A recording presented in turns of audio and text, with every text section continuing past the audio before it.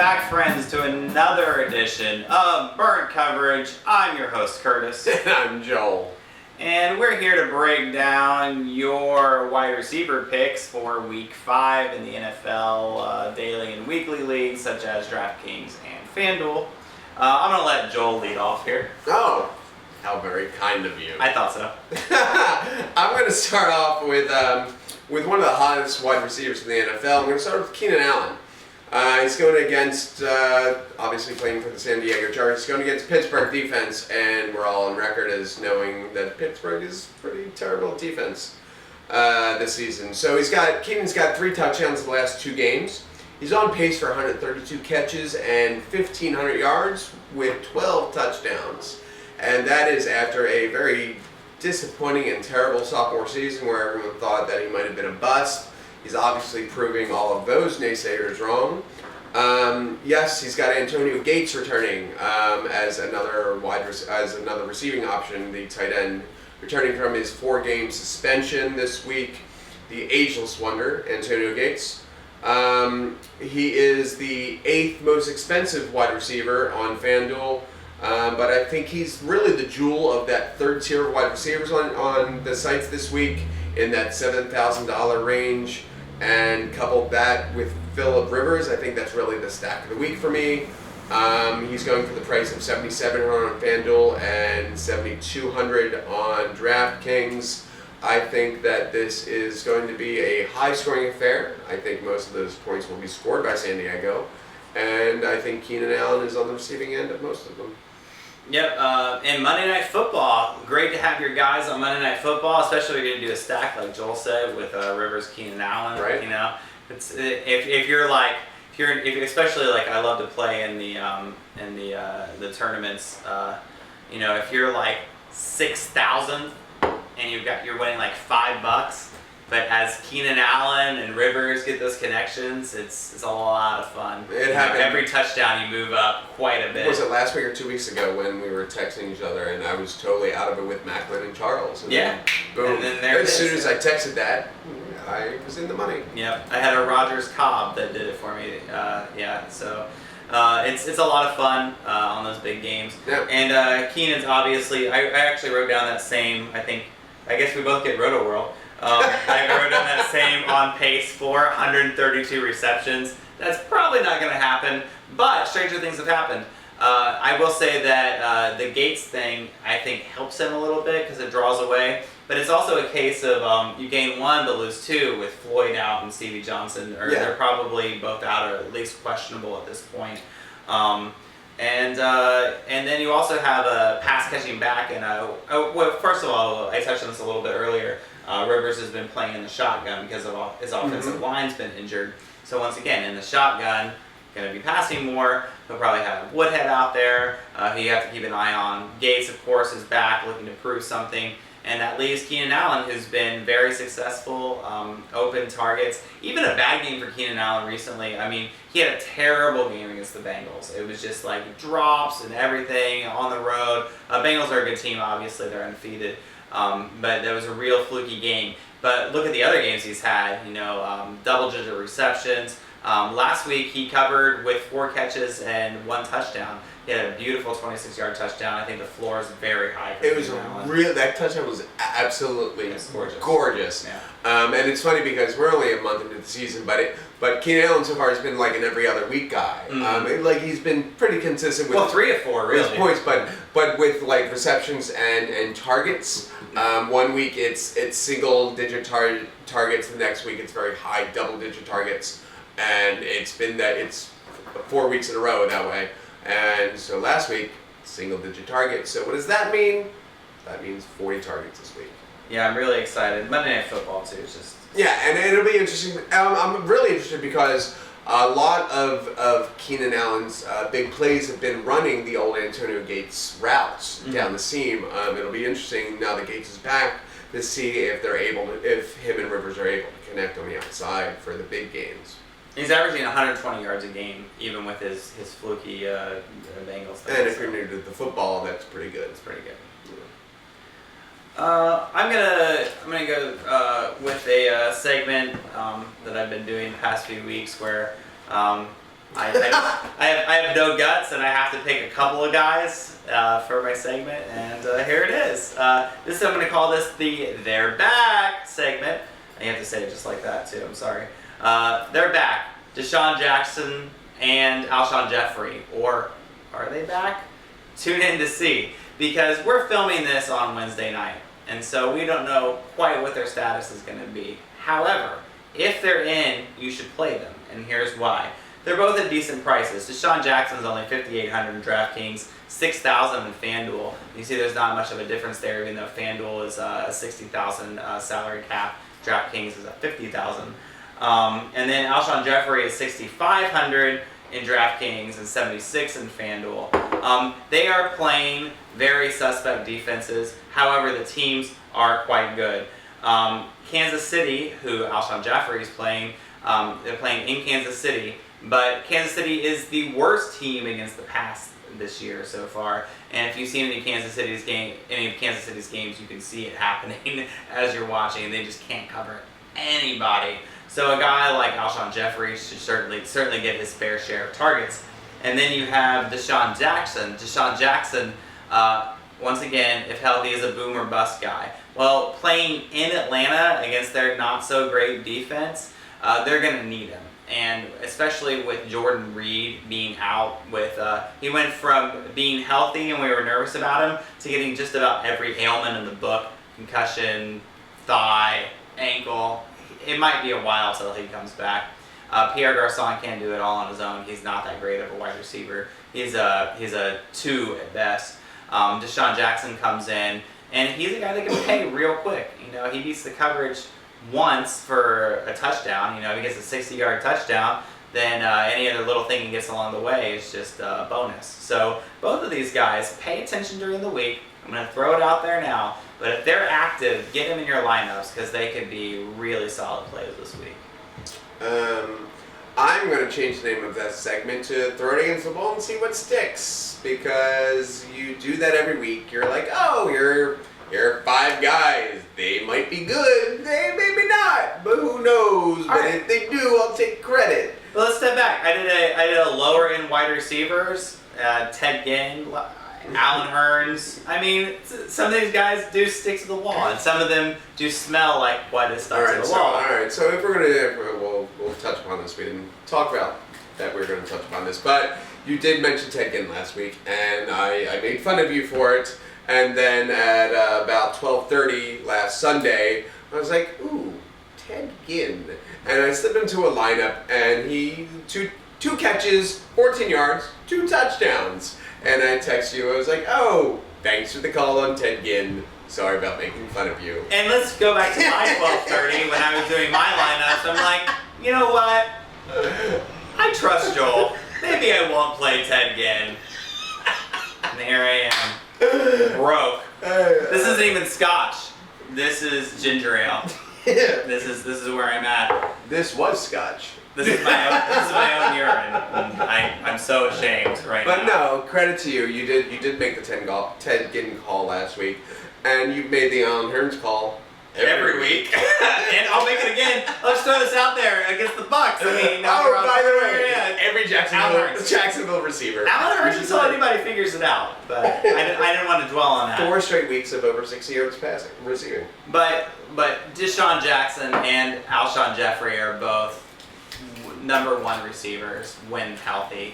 If they come back this week, I think they're worth playing. Deshaun Jackson is not a number 1 receiver, not a number 1 wide receiver. He's the deep play threat who has a hamstring injury, and I hear that he's in a gang, so I will not play him. Sounds like somebody misses his boyfriend. Just saying. I read it on the internet. Mm-hmm. He's in a gang. Oh, my turn. Yeah. So on to a much cleaner cut wide receiver. I'm going to go to Julian Edelman, New England Patriots. All right. So Tom Brady's FU tour continues after a 1-week hiatus. And this week he gets to go to play in Dallas. I have no idea he'll be playing for Dallas' defense this week because every time I look up, 2 of their guys are being carted off. Sean Lee being the latest victim. He's questionable to return this week, unfortunately. Nobody roots for injury, but If that happens, I pretty much envision Gronkowski going for 250 yards and possibly 6 touchdowns himself. But we all know Julian Edelman, what he is. He is the god of all things PPR. He has not cracked 100 yards receiving this season, but he has averaged 9 catches a game. So I'll take 10 catches on 100 yards in the route that will be the New England Patriots over the Dallas Cowboys. So he's going for the price of $7,700 on FanDuel and $7,000 on DraftKings. Again, I mentioned Keenan Allen as the jewel of that third tier wide receiver. I think Julian Edelman's the next choice. If you want to build that stack with Tom Brady, I have no problem with that. Tom Brady you're going to pay for, but I think Edelman is the safer play. Gronk is the obvious play, but Gronk you're going to pay out the ass for. I think Edelman you can get the same production for $2,000 less. Yeah, and the stack even Edelman, Gronk, Brady. I mean, there are plays, and that wouldn't hurt. Yeah, I like the Edelman. This is one we both came in liking. I do want to just touch on Sean Lee here for a little bit. This guy is fantastic, and it reminds me of Bob Sanders. And if you've been watching football for long enough, Bob Sanders was a safety for the Colts, and he was actually Defensive Player of the Year at one point, but was just killed by injuries. But if he got on the field, he was a game changer. Sean Lee is the same way. Sean Lee would be responsible for Gronk. He would be probably somewhat responsible for Edelman in the slot. Without him there, it's a huge loss for the Cowboys. Absolutely. You know, you mentioned I put Edelman as the 1B receiver. Their prices aren't that much difference. $7,500 for Gronk and $7,000 for Julian Edelman. But however, Edelman has got over 90 yards every game so far. Over 90. But not cracked 100. But not cracked 100. That's, you know, his ceiling and his floor at that point. Yeah, you know he's. I was actually shocked when I was thinking about it too. I was thinking about the Antonio Brown 5 for 50 thing. Yeah. It's like, where's Edelman in that? Because he's got to be pushing that. He's certainly that guy. And the best part was I saw he's had 42 targets this year. Edelman. 42 targets. Julian Edelman's had 42 targets, and New England's already had the bye, so he's one game short of everybody else with 42 targets already. So he's gonna get looks, and he's just shifty. He can do it all. He even runs every once in a while. So the god of all things PPR. Yeah, and there was that was it Campanaro for the Ravens had that run. The in around sort of thing he scored on. I mean, Edelman's certainly capable of something like that too. Love Edelman this week. Yep. There you go. Are you king of wide receivers too? What? Are you king of wide receivers too? At this point next week I will be. We'll see about that.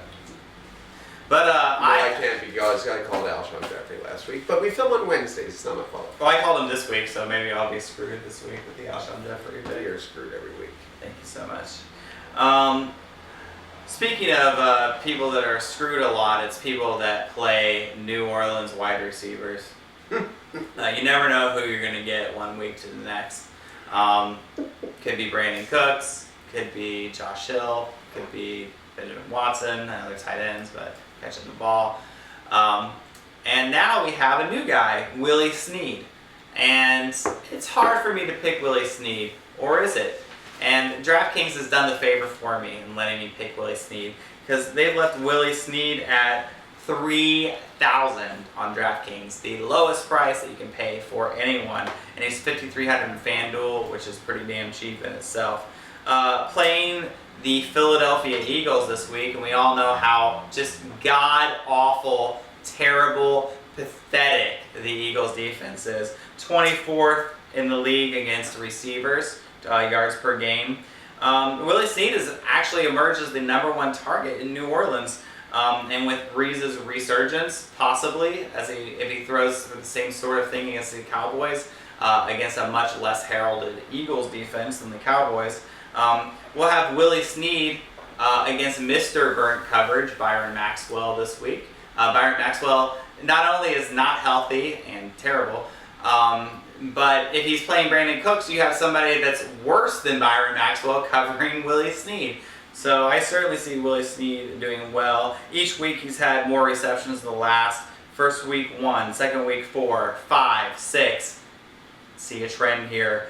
And he had 89 yards last week. Could easily eclipse the 100-yard mark this week against a just terrible Eagles defense. Do you feel good about yourself? I'm to work it all out? Is that your whole life we're on a couch? Does that help you right now? Just so because that was less about Willie Snead than you just wanting to try to twist some sort of knife. 24th against receivers. I thought Byron Maxwell was going to be the. First of all, Byron Maxwell played 3 snaps last week. The Super Bowl. And the overrated Eagles defense? No way. The Eagles defense kept the Philadelphia Eagles in every game this year up until the miraculous game, the career game that Kirk Cousins had last week. But Willie Snead is a vulture. That is it's an anomaly. It's not a trend. He's vultured touchdowns 2 out of the 4 weeks, I believe, and the resurgence of Drew Brees, outside of the miraculous C.J. Spiller reception in overtime last week, that added 72 yards to his passing totals. He's under 300 yards passing. So I don't know about the resurgence. And even in the post-game interview, he was still talking about how, his shoulder's good enough. Good enough is not going to work because now they're in Philly. So, he's humble. So, he's humble. Yeah, he's humble. He did throw the game-winning touchdown last week to in C.J. overtime. Spiller. Go sell some Levi jeans. You're coming to Philly. All right, bet on Willie Snead, and then talk to us next week. And again, we'll see what side of the couch. Willie Snead is the cheapest player in DraftKings and almost in FanDuel too. You're right. I mean, they don't know what they're doing at those sites. So what? They should talk to each other more. They should. They should really figure out something between tweet each some other. information. Yeah, and just get it out there. I don't know. For a dead bottom price for Drew Brees' top target, I'll take it. No, if anything, I think that this has become, they're trying to get C.J. Spiller more involved in the offense. C.J. Spiller's finally semi-healthy. So, no, I think the Willie Snead show has come to an end. And I think, if anything, they will try to integrate C.J. Spiller into that old Darren Sproles role more into this New Orleans offense. But it's really fun to say Willie Snead because it really works all the parts of your diction. Willie Snead. Willie Snead. Willie Snead. Sounds like a pirate name. Good. Something else? Nope. Oh, sweet. We're done. Awesome. That was wide receivers for Burn Coverage Week 5. I'm your host, Curtis. And I'm your go-to source for running backs. I'm Joel. And that was our wide receiver segment. It doesn't change the fact that I'm your go-to source for running backs. Well, it kind of discounts you on these segments. No, it doesn't. Yeah, well, I'm going to say it does. I didn't choose Willie Snead. Play one of the 12 wide receivers that I recommended this week. and you'll still come back complaining that you lost money. No, we need people to watch. All right, see you next week. On the couch. Bye.